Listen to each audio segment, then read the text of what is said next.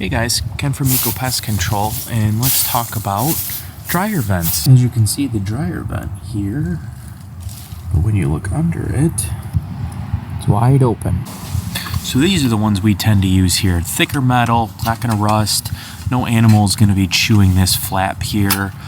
You don't have to worry about the hardware cloth or the lint catching on anything.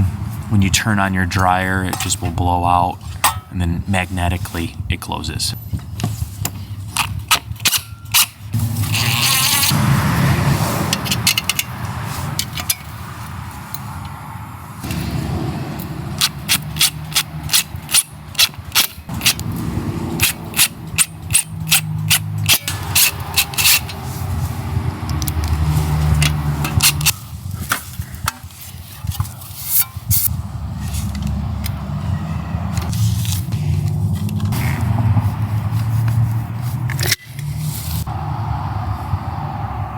Alright guys, there you have it. We're all set here. Have any questions, let us know. See you in the next one.